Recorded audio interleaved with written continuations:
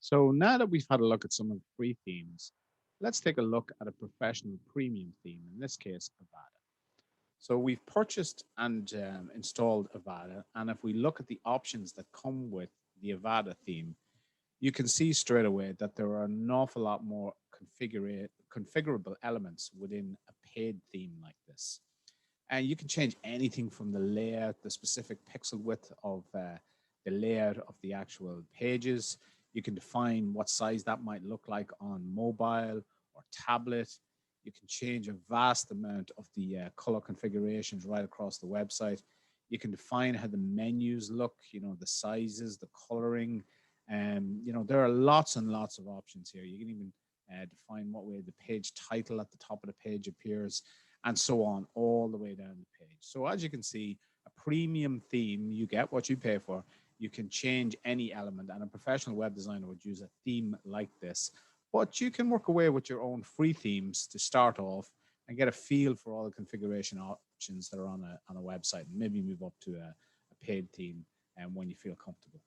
Um, One other element I'd like to show you is Avada comes with a page builder, and more paid themes are coming with a page builder. A page builder is essentially a drag and drop interface that allows you to edit posts. So what we're looking at here is the default editor that comes with WordPress. Very simple. You can type in whatever you need to type, and it will add it instantly to the page. But if you want to make the layout a bit more sophisticated, as you can see here, we have this page builder option. When I click on it, it transforms the page into essentially blocks. So the page builder comes with containers, and you put elements within those containers. Okay, so let's see what options are available here. So if I click on element, I get this whole range of elements that I can add to the page. And usually you'd want to add in a title. So I'm doing some training.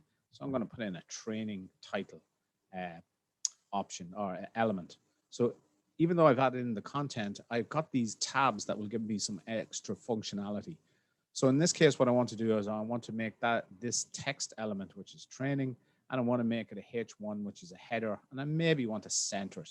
So that will make it big, and it will put it into the center. And as you can see, I can drag and drop that element around the page. So this is why page builders are so popular, because it allows you to visually edit the page. If I click back on this original element that had the training in it, you know what? I'm going to redefine this a little bit. I'm going to take out that picture, and just going to leave that text there, and I'm going to hit save. Now, if I want to put a picture element in, these page builders, what they allow you to do is change the format as well as the elements that go in. So if I look on the bottom here, I've got an option to add in another container. The containers are blue, or I can add in two columns maybe, or three. I'll go for two, and it'll add in two columns like this.